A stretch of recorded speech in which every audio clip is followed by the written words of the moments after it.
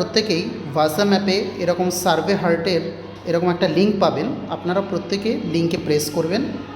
Press করলে এরকম একটা ইন্টারফেস আসবে। দেখুন মিডিলে রয়েছে স্টার্ট, তো এই স্টার্টে আপনারা ক্লিক করবেন। তারপরে 1 বাই 1 ফর্মটাকে ফিল আপ করবেন। নেম, স্টুডেন্টের নেম দেবেন, তারপরে গার্জেন নেম দেবেন, তারপরে ক্লাস, কোন ক্লাস, ইউকেজি হলে ইউকেজি লিখবেন, এলকেজি হলে এলকেজি, নার্সারি হলে নার্সারি, ক্লাস 1 হলে জাস্ট 1 লিখলেও হবে, 2 হলে 2, 3 হলে 3, 4 হলে 4 অ্যাজ ওয়েল অ্যাজ। এবার নাম্বার 4 অপশনে রয়েছে, দেখুন এখানে যে অপশানগুলো রয়েছে সেটা 3টে থাকুক আর 4টে থাকুক, যাই থাকুক না কেন, আপনারা জাস্ট দুটো বক্সে ক্লিক করবেন। ধরুন 50 মিটার্স রানসে আপনি নাম দেবেন, তো 50 মিটার্সে ক্লিক করবেন। জিমন্যাস্টিকে দেবেন জিমন্যাস্টিক। এবার লাস্টে দেখুন এই যে সাবমিট বাটন আছে নিচে, এই সাবমিট বাটনের লাস্টে ক্লিক করে দেবেন, তারপরে আপনার ফর্মটা সাবমিট হয়ে যাবে।